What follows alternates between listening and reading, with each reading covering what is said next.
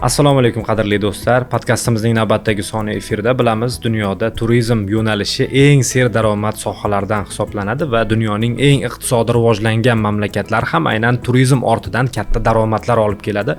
O'zbekistonda ham oxirgi yillarda aynan turizmni, ichki va tashqi turizmni rivojlantirish borasida ko'plab ishlar amalga oshirilmoqda. Biz esa bugun Ekologiya, atrof muhitni muhofaza qilish va iqlim o'zgarishi vazirligi huzuridagi turizm qo'mitasi mas'ullari bilan birgalikda O'zbekistonda aynan ushbu yo'nalishda amalga oshirilayotgan ishlar hamda turizm yo'nalishida interaktiv xizmatlar ko'rsatish hamda raqamlashtirish jarayonlari haqida suhbatlashamiz. Bizning bugungi mehmonlarimiz Ozodjon Yo'lbars Mirzayev, Milliy PR markazi raqamli targ'ibot bo'limi boshlig'i. Xush kelibsiz. Assalomu alaykum. Sherali Ahmadjonov, turizm qo'mitasi raqamlashtirish bo'limi bosh mutaxassisi. Sherali aka, assalomu alaykum. Xush kelibsizlar. Endi oxirgi vaqtlarda ayniqsa 20 kun, 1 oy ichida turizm bo'yicha ham juda katta yangiliklar bo'ldi. Ayniqsa davlatimiz rahbari Shavkat Mirziyoyev shu tadbirkorlar bilan bo'lgan uchrashuvda ham turizm yo'nalishiga kirmoqchi bo'layotgan yoki turizmni rivojlantirmoqchi bo'layotgan tadbirkorlarga ham bir qator yangiliklarni e'lon qildi. Aynan mana shu jarayondagi yangiliklarga birinchi to'xtalsak, menimcha maqsadga muvofiq bo'lsa kerak. To'g'ri ta'kidlab o'tdingiz.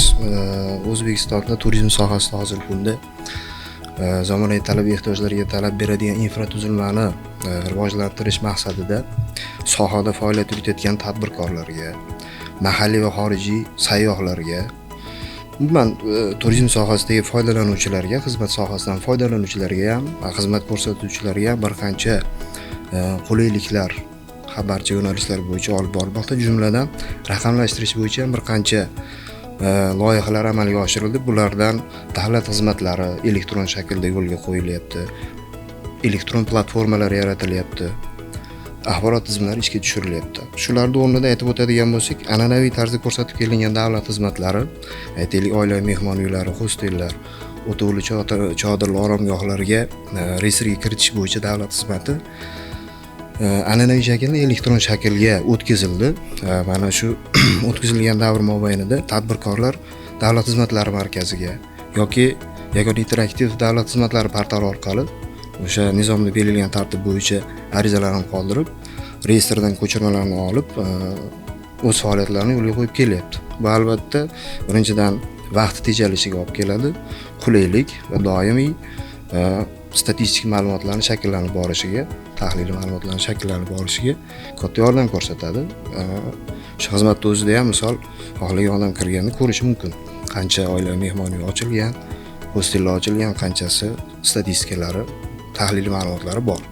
Undan keyin shu yillar davomida sohada faoliyat yuritayotgan tadbirkorlar uchun mehmonxonalarni qurish, jihozlash, modulli mehmonxonalarni qurish, undan keyin shu qurilish davrida 50 va undan ortiq bo'lgan mehmonxonalar mavjud bo'lgan mehmonxonalarga nogironligi bo'lgan shaxslar uchun mehmonxona obyektlarida qulaylik yaratish, ya'ni aravachalarda qulay harakatlanish, nogironlar uchun ovozli ko'rish displeylarini o'rnatish bo'yicha qilingan ishlarni bir qismini qoplab berish uchun turoperator, turagentlarning xalqaro yarmarkalarda qatnashish uchun o'sha xarajatlarning bir qismini qoplab berish uchun, ana undan keyin UNESCO hududida mavjud bo'lgan hududlarda qurilgan mehmonxonalar uchun subsidiya ajratish, mehmonxonalar mavjud bo'lmagan hududlarda mehmonxonalar qurish, dor yo'llarini bo'yicha qurilgan o'sha dor yo'llari uchun sarflangan xarajatlarni bir qismini qoplab berish bo'yicha davlat byudjeti va turizm qo'mitasining qo'llab-quvvatlash jamg'armasidan subsidiya ajratish bo'yicha xizmatlar ishga tushirildi. Va bu qulayliklar tadbirkorlarga albatta o'sha o'zini xizmatlarini ishga tushirishda ancha yordam beradi. Tushunarli. Sherali aka, yana bir savol tug'ilishi mumkin ko'pchilikda endi, ya'ni turizm haqida va turistlar uchun, sayyohlar uchun qulayliklar, ya'ni mehmonxonalar haqida gap ketganda, o'zi shuncha qurilyapti mehmonxonalar, har bir hududda bir mehmonxona qurilayotganiga guvoh bo'ladi ko'pchilik. Shuncha mehmonxonaga ehtiyoj bormi o'zi? bir o'rganishlar bormi bo'yicha aniq statistika, shunga qarab bir mehmonxonalar reja qilinyaptimi, qurilyaptimi degan savollar ham bo'lishi mumkin-da. Ya'ni ichki turizm, tashqi turizm degan narsalardan uzoqroq bo'lgan odamlar bo'lishi mumkin.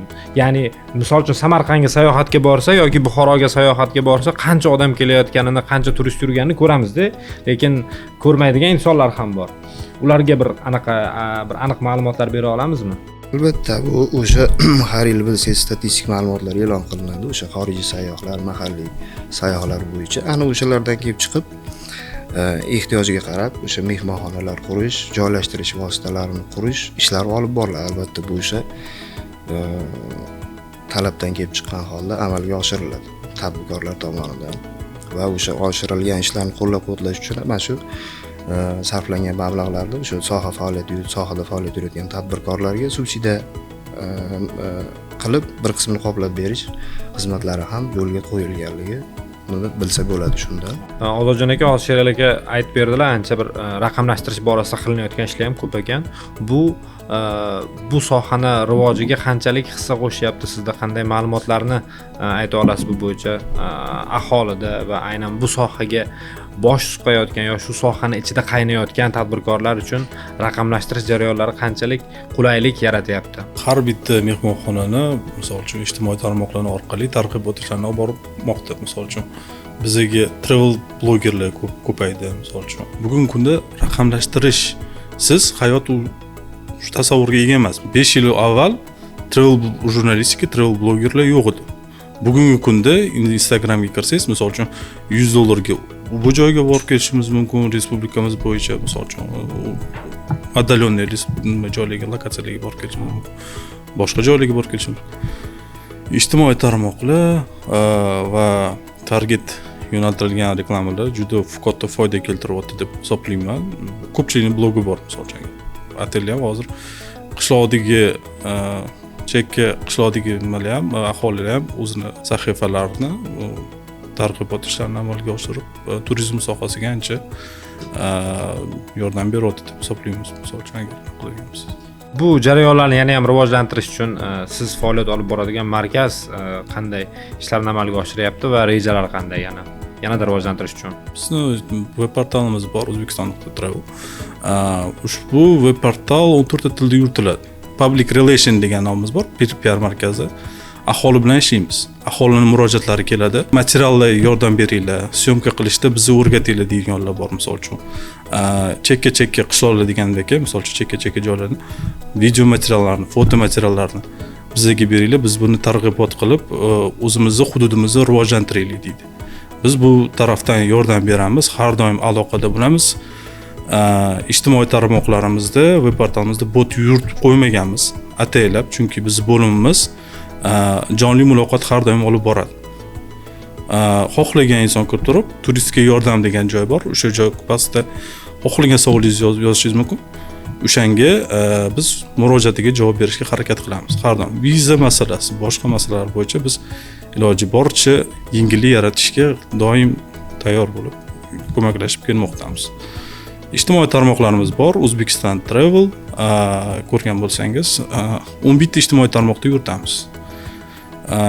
Pinterest, Odnoklassniki va VKontaktelar ham bor. Har bitta ijtimoiy tarmoqlar uchun bizda alohida strategiyalar belgilangan. Har bittasi bo'yicha alohida ishlaymiz. Bugungi kunda agar gapiradigan bo'lsak, biz ko'proq oldin ko'rsatilmagan manzillarga intilyapmiz. Ya'ni hamma bilgan manzillarga emas. Hamma bilganda, xuddi shunday. Chunki Samarqand, Buxoroni ko'rdik, Xivani ko'rdik. Xo'p, boshqa qanaqa joylarga bor degan savol juda ko'p keladi. Biz shuni orqasidan izlanib, kontentimizni iloji boricha chiroyliroq qilib, hamda e'tibor bergan bo'lsangiz, yaqin orada biz rubrika yo'lga qo'ydik, maxsus rubrika. Bu yurtimizda bo'lib o'tayotgan tadbirlarning anonslari. Bizga ko'p savol keladi. Toshkentga keldim, qanaqa tadbir bor? Biz ataylab anons rubrikasini yo'lga qo'ydik. Ovoz aka buni gapirib bera oladigan o'sha turistlarni jalb qilish imkoniyatini mavjud qilish uchun yo'lga qo'yamiz asosiy ekan. Ozodjon aka, mavzu ochilganda yana bir savol bersam, aynan shu fikrlaringizga bog'liq.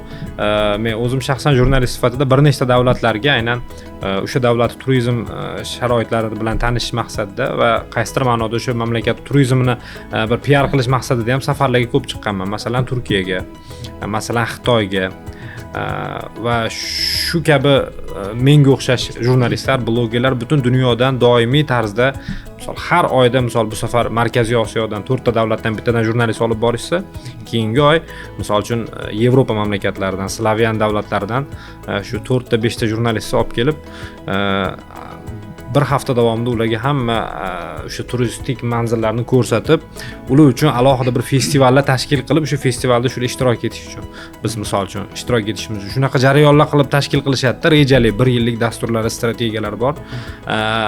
Men hayron bo'lardim boshida 3 yil, 4 yil avval birinchi borganlarimda shuncha rasxod qilib bizga o'xshagan jurnalistlarga bir hafta yurishi o'zi bo'lmaydi, misol 5 yulduzli mehmonxonalar shartmikin bularga derdim. Lekin keyinchalik o'sha borgan mamlakatlarimiz statistikasini ko'rsam, statistikasida o'sha aynan bizga o'xshagan jurnalistlar borgan mamlakatdan oqim ko'payganda va bizda bunaqa holat blogerlarni olib kelish, jurnalistlarni olib kelish adashmasam 3 yil, 4 yil oldin eshitgandim. Undan beri ham bu davom etyaptimi yoki butunlay to'xtab qolganmi bu jarayonlar? Bu jarayon davom etyapti. Bitta farqi bor. Oldin biz chiqardik, misol uchun kimdirga yoritib bergin deydi. Hozir million auditoriyaga ega katta blogerlar o'zligi yozadi biz ijtimoiy tarmoqlarga. Chet elliklar. Ko'p davlatlardan yozishadi. O'zbekistonga kerakli, tashrif buyuraylik, sizlarni davlatlaringiz juda go'zal. Kelib turib yoritib beramiz, hamkorlikda ishlaylik. Oldin misol uchun qiyin bo'lardi, misol uchun ayrim bir xil insonlarga chiqib turib, bilasiz, endi katta auditoriyasi bo'lgandan keyin e'tibor qaratmaydi bu narsaga. Haligi kichkina profilchadan yozasiz. Hozir o'zligi hammasi qiziqib yozib turib muloqot qilgisi keladida, O'zbekistonga qiziqishi juda katta. Biz hamda turizm qo'mitasida marketing boshqarmasi bor. Ular blogerlarni, chet ellik blogerlarni jalb qilish bilan shug'ullanib turib, oyma-oy har bitta davlatlardan perspektivasi bor davlatlarni olib kelib turib, bu yerda million katta hajmga ega auditoriya blogerlarni jalb qilib, bu yerda infoturlar tashkillashtiriladi. Har oy demak bor. Har oy bor. Xuddi shunday. Tushunarli. Yaqin Holiday Magazines bor, misol uchun yurtga yaqin xuddi shunday, gastro bo'yicha alohida kelishyapti. Buyuk Britaniyadan juda katta qiziqish bor. Italiya juda katta qiziqish bildiryapti. Samarqand viloyatining Tersak qishlog'iga juda katta qiziqish bildiradi. Fransuzlar o'zi Samarqandga juda ko'p kelishadi. Shunaqa, lekin Tersak qishlog'iga boradi ko'pchiligi. Registonni ko'rdik, Tersak qishlog'iga ketdik deydi. Men 2 yil avval borganimda Tersak qishlog'iga yosh bolalar fransuz tilini bilardi ko'pchilik. Hayron qolganman, nima sababdan bular fransuz tilini biladi.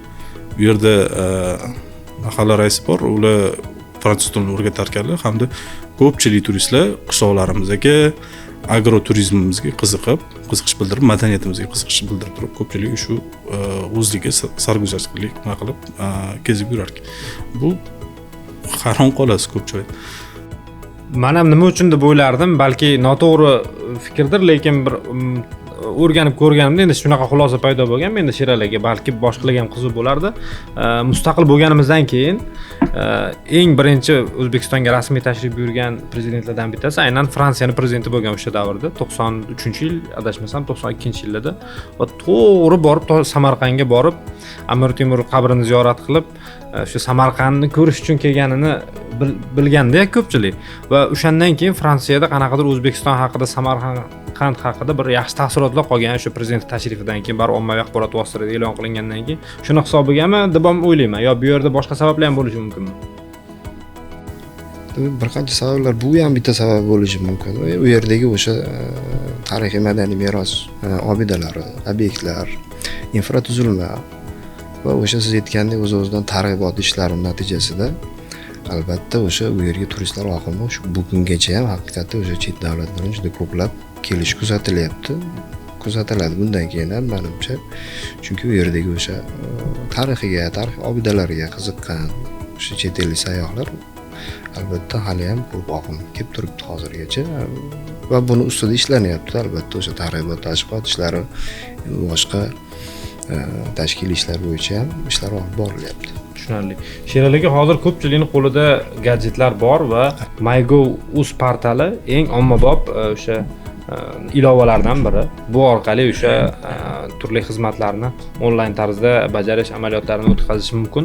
Hozir turizm yo'nalishiga oid qaysi xizmatlarni aynan MyGov portali orqali, o'sha interaktiv davlat xizmatlari portali orqali bajarish imkoniyati bor? Eng ommaboplarni bir sanab bera olasizmi? Albatta, yuqoridagi birinchi boshda sanab o'tgan barcha davlat xizmatlari, ya'ni o'sha oila mehmon uylari, hostellar, o'toli chodirli oromgohlarni reyestrga kiritish bo'yicha davlat xizmati ham o'sha davlat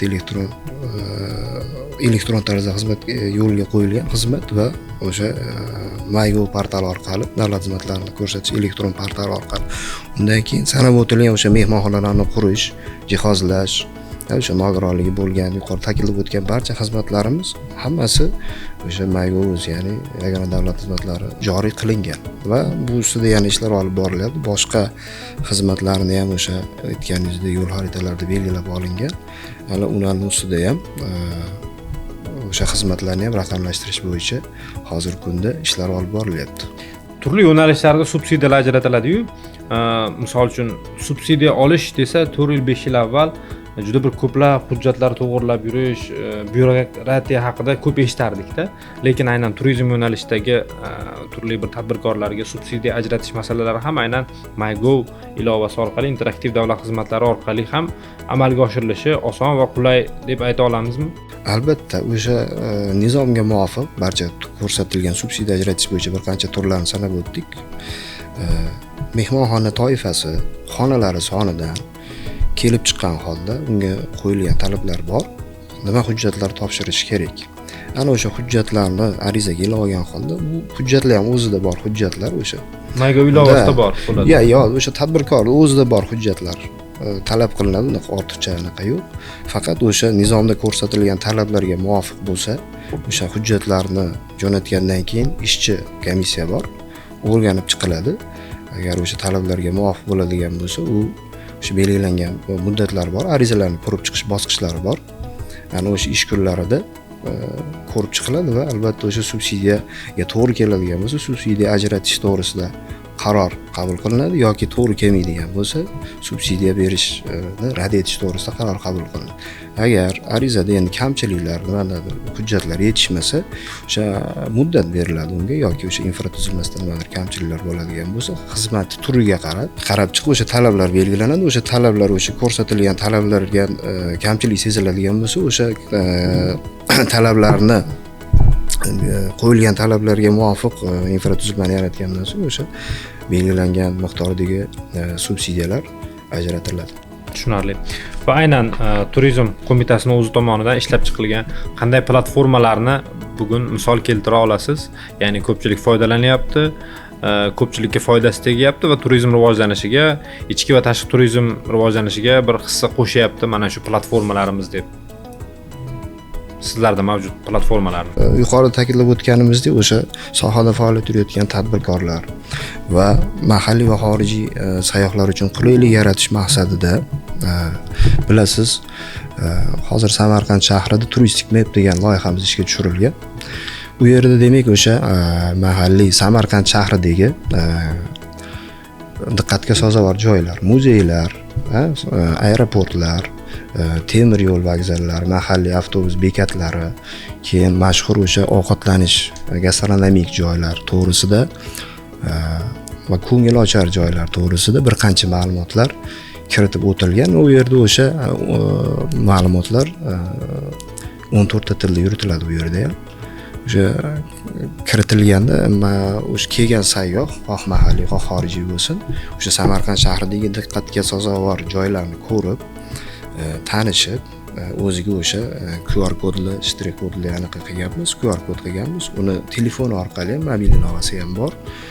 Mobil ilovasi orqali ham yoki portal orqali o'sha Samarqand xalqaro aeroportida o'rnatilgan ikkita uskunalar bor. O'sha yerda tanishib, o'zi qiziqqan joy bo'yicha o'sha ma'lumotlarni olib, hatto o'sha lokatsiyasi bo'yicha ham marshrutni yuklab olib o'sha joyga yaqin borishi mumkin. Turizm qo'mitasi bilan o'zi oldindan ham yaxshi aloqadaman, yaxshi ishlarni kuzatamanda. O'tgan yil bir yo'lovchi degan loyiha ham qildik, ikkinchi mavsum yaqinda boshlandi. Misol ichidagi ishlardan xabardorman-da. oldin endi hozir blogerlik kelyapti deyaptilar, bilmayman-da. Balki bo'lishi mumkin u, ana bir 2-3 yil oldin bir blogerlar olib kelinganda hamma voydod xalq puliga blogerlarni aylantirib yursizlar degan shunaqa narsalar ham bizni ana nima deydi, bir qaysidir sohani endi rivojlantirmoqchi bo'lsang, shunaqa gap so'zda ham odamlarni sal nima deydi, rivojlanishga to'siq bo'ladigan gaplar ham ko'pda. Endi hech narsa qilmay o'tiraversa hech narsa bo'lmaydi-da. Yo'q, bu bitta narsa, o'sha aytayotgan katta pulga deysiz. Misol uchun o'sha payt katta pulga bo'lgan bo'lishi mumkin, lekin ancha hozir tushib ketgan. Chunki O'zbekiston misol uchun reklamada nushtatsiya qilmaydigan joy bo'lib qoldi. Misol uchun davlat bo'lib qoldi. Oldin misol uchun kerak edi reklama. Hozir o'zidan o'zi reklama bo'lib ketyapti. Bir xilgilar bilan misol uchun aloqaga chiqmasligimiz ham mumkin. O'zligi kelib turib, bu yerda yo'qotib ketyapti. O'zbekiston yo'qotdi. Aholisi zo'r, mehmon do'st, hamma haligi nima deydi, logistika, servis qolgan jihatlardan yuqori darajaga chiqqani ko'pchilik e'tirof etyapti. Bu juda katta natija deb hisoblayman. Chunki misol uchun oldin qiyin bo'lardi, aytgandek, kimdir bilan bog'lanib katta summalar aytish mumkin.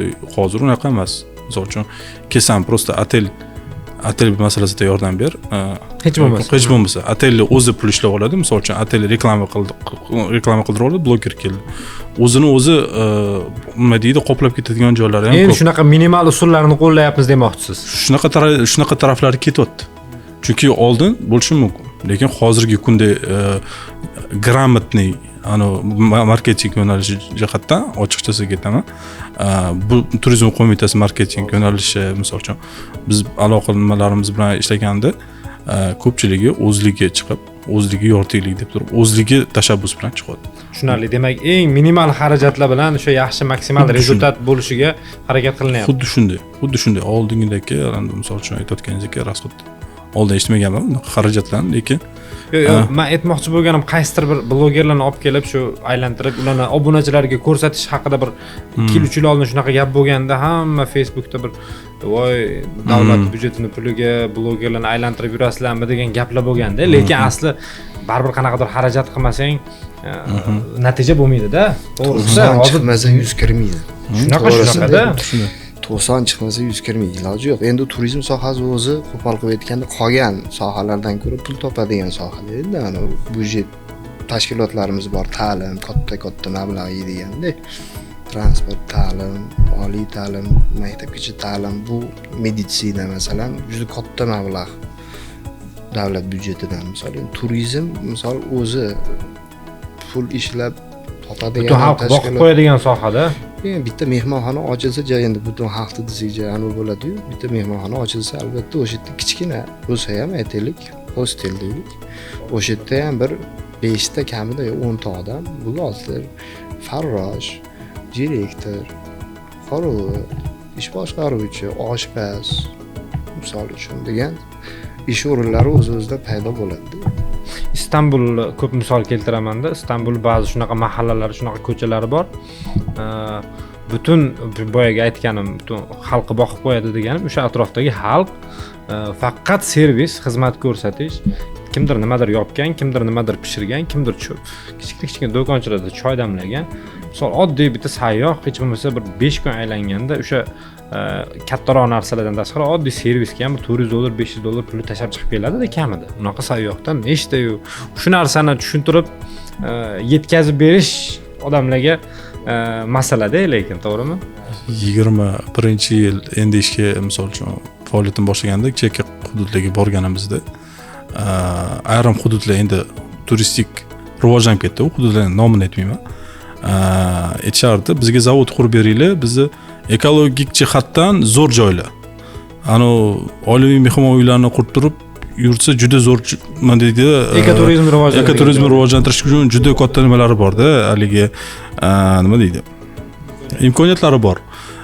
Borganimizda shu zavod qurib ber, bizga ish kerak, yo'q degan gaplar bo'ladi. Biz eshitganimda endi sal hayron bo'lgandim, lekin bugungi kunda boradigan bo'lsangiz, shu joylar oilaviy mehmon uylari qurib turib, turizm orqasidan o'zini o'zi qoplab turib, ko'pchiligi pul topyapti. Ko'pchilik bu narsaga qiziqib, misol uchun uncha daromad topib o'ziga kelib qolganda. Misol uchun ko'pchilik zavod endi pul yo'q deb o'ylaydi, lekin turizm orqasidan ko'proq foyda topish mumkinligini asta-sekin aholi tushunib yetib, bu katta natijalar olib kelyapti deb hisoblayman. O'zini band qilish ham bor, misol uchun. Nima deydi? Ish o'rinlari yaratish. Ish o'rinlarini yaratish juda zo'r. Soliq to'lovchilar ko'payadi. Misol uchun. Bundan bir necha oy avval o'sha ma'lumotlar chiqqanda, ya'ni davlat xizmatchilari endi har oyda bir marotaba, adashmasam 4-haftaning yakshanba kunlari ichki turizm uchun vaqt ajratishi va buning uchun ishxonasidan ham bir qo'shimcha imtiyozlar berilishi, yordamlar ko'rsatilishi, qulayliklar yaratib berilishi haqida ham ma'lumotlar bor edi. Shu bo'yicha bir to'liqroq ma'lumot bersangiz, hozir bu tizim ishga tushdi, adashmasam qay darajada ishlayapti? Buni endi hamma davlat tashkilotlari o'zini tashkilotidan boshchiligida tashkiliy masalalarni hal qilib, o'sha oilaviy sayohatlarga olib chiqish masalasini amalda joriy qilishdi. Turkiy davlatlar tashkilotiga asosan 7 ta davlatni, jumladan bu O'zbekiston, Qirg'iziston, Qozog'iston, Turkmaniston, Vengriya, Turkiya, Ozarbayjon davlatlarini moddiy madaniy meros obyektlari haqida ma'lumot beruvchi portal. Bu yerda o'sha ziyorat turizmi, madaniy meros obyektlari to'g'risida ma'lumotlar beriladi. Ya'niki o'sha bu portal orqali o'sha umuman sayyohlar kuzatishi mumkinki, kirib o'sha ma'lumotlarni shu davlatlardagi madaniy meros obyektlari, tarixiy obidalar haqida to'liq ma'lumotlar kiritilgan va uni tanish imkoniyatiga ega. Bu ham o'z navbatida o'sha sayohatga chiqmoqchi bo'lgan sayyohni o'zini sayohat rejasiga o'sha davlatdagi o'sha madaniy meros obyektlariga, ziyoratgohlarga borish uchun ko'makchi hisoblanadi va katta yordam beradi. Albatta, u to'g'risida o'sha tarixni o'rgangandan keyin yana ham qiziqishi ortadi, ma'lumoti bo'ladi o'sha obyektlar haqida va albatta o'sha yerga, o'sha davlatga borganda, shu sanab o'tilgan davlatlarga aytaylik, albatta o'sha yerda ziyorat qilish xohishi unda paydo bo'ladi. Bu albatta bu ham o'sha targ'ibot va qulaylik yaratish maqsadida qilingan. Undan keyin turistik map interaktiv portali Samarqand shahri misolida ishga tushirildi. Bu Samarqand xalqaro aeroportida ishga tushirilib, Samarqandni diqqatga sazovor joylari, aytadigan bo'lsak, muzeylar, ko'ngilochar joylar, gastronomik turizm rivojlangan joylari, tarixiy obidalari va yana bir qancha o'sha sayyohlar uchun qiziq bo'ladigan ma'lumotlar, temir yo'l bekatlari, vokzallari va aeroportlar haqida ma'lumotlar keltirilgan. Bu yerda o'sha xorijiy va ham mahalliy sayyohlar o'ziga kerakli bo'lgan ma'lumotni, lokatsiyasini va u to'g'risidagi ma'lumotlarni, ish vaqtlari to'g'risidagi ma'lumotlarni olishi va mobil ilovasi ham bor bu platformani va o'sha aytaylik boradigan yaqin joy bo'ladigan bo'lsa, lokatsiyalarni ko'rib, marshrut qilib, o'ziga kerakli bo'lgan joylar to'g'risidagi individual sayohatini rejasini ham tuzishi mumkin.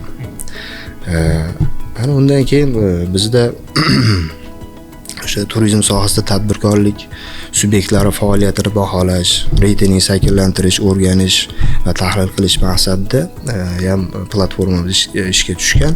Bunda tibbiyot muassasalari, sanatoriylar va tibbiyot turizmi yo'nalishida xizmat ko'rsatuvchi turoperatorlarni xizmatlarini sifatini baholab borish yo'lga qo'yilgan platformada. Ya'ni o'sha shu xizmatdan foydalangan odam kirib o'sha ko'rsatilgan xizmatda u yerda savollari bor. Albatta o'sha savollardan kelib chiqib sharhlaydi va o'sha baho beradi. O'shalar asosida uni reytingi shakllanib boradi. Yuqorida sanab o'tilgan tadbirkorlik subyektlarini. Bilasiz, turizm sohasida ham katta xalqaro platformalarda ham bilasiz, sharhlar juda katta muhim o'rin tutadi. Sharhlar. Chunki sharhlar asosida ham katta anaqa aytaylik Booking.com, TripAdvisor.com kabi katta xalqaro o'sha booking qilinadigan platformalar reytingi shakllanadi. O'sha mehmonxonalar, joylashtirish vositalari, umuman ko'rsatilayotgan servis xizmatlari bo'yicha ham kelgan sayyohlar sharh qoldiradi. Bu asosida ham ma'lum bir xizmat ko'rsatish sifatini reytingini shakllantirish mumkin. Shu maqsadda bu platformalar ishga tushirilgan. Endi shuningdek, hozirgi kunda xabaringlar bor. O'sha yana aytib o'tganimizdek, xorijiy va mahalliy sayyohlarga qulaylik yaratish, sohadagi faoliyat yuritayotgan tadbirkorlarga qulaylik yaratish maqsadida Milliy turizm yagona platformasini ishlab chiqish ishlari olib borilyapti. Bunda platforma orqali xorijiy tajribalar o'rganildi. Turkiya, Gollandiya bir qancha o'sha turizm sohasida yetakchi bo'lgan xorijiy davlatlarni tajribalari o'rganib, eng yaxshi tomonlari olinib, shu asosda milliy turizm platformasi ishlab chiqilyapti. Bunda demak nimalar nazarda tutiladi? Joylashtirish vositalarini band qilish, gidlar xizmatidan onlayn foydalanish, taksilar, mahalliy avtobuslar, avia va temir yo'l chiptalarini onlayn xarid qilish yo'lga qo'yiladi. Endi bunda qulaylik tomonlaridan bittasi to'lov usullari mahalliy va xorijiy valyutada amalga oshirilishi, ya'ni mahalliy to'lov nimalaridan foydalanib, ilovalardan foydalanib to'lov amalga oshirilishi mumkin va xorijiy valyutada ham, xorijiy sayyohlar uchun ham, mahalliy sayyohlar uchun ham bu juda muhim narsa hisoblanadi. Platformani ishga tushirilishida bilasiz, hozir xalqaro tajribadan kelib chiqqan aytadigan bo'lsak, o'sha onlayn booking qilish, band qilish platformalari o'sha turizm sohasidagi xizmatlarni juda kattasini qamrab olgan. Bu yerda o'sha aytib o'tganimizdek, o'sha xorijiy va mahalliy turistlar bir vaqt o'zida bu xizmatdan onlayn bir qancha xizmatlarni band qilishga erishadi. Ya'ni har xil platformalarga kirib, masalan, aytaylik, biletni boshqa platformadan olish, temir yo'l uchun biletni boshqa, avia biletni boshqa platformadan, mahalliy avtobuslarni boshqa platformadan olish yoki joylashtirish vositalarini nechtadirini ko'rib, qo'ng'iroq qilib bilishni o'rniga, misol minimal vaqt ichida bu ishlarni hammasini bitta platformada amalga oshirsa bo'ladi. Platformani maqsadi o'sha hamma xizmatlarni yagona bir raqamli makonga jamlash va albatta bu qulaylik yaratish. Demak, shu sohada xizmat ko'rsatayotgan tadbirkorlarga ham va bu xizmatdan foydalanuvchi xorijiy va mahalliy sayyohlarga. Va albatta O'zbekistonda xalqaro mavqeini, jozibadorligini oshirishga olib keladi. Ya'ni o'sha xohlagan davlatdan turib bu O'zbekistondagi yuqorida sanab o'tilgan xizmatlarni bir vaqt o'zida band qilish, xarid qilish imkoniyati yaratiladi. Juda ham foydali ma'lumotlar bo'ldi. Menimcha ko'pchilik aynan turizm, ichki va tashqi turizmni rivojlantirish va bu borada raqamlashtirish jarayonlari haqida ancha foydali ma'lumotlarga ega bo'lishdi va bu soha dogma emas, doim rivojlanib boradigan, o'zgarib turadigan, yangiliklarni o'ziga jamlab boradigan soha va yaqin oylarda balki yana yangiliklar paydo bo'lgandan keyin ushbu studiyada sizlar bilan yana muloqot qilish imkoni ham bo'lar. Yana kutib qolamiz studiyamizda. Bugungi ma'lumotlar uchun va tashrif uchun katta rahmat.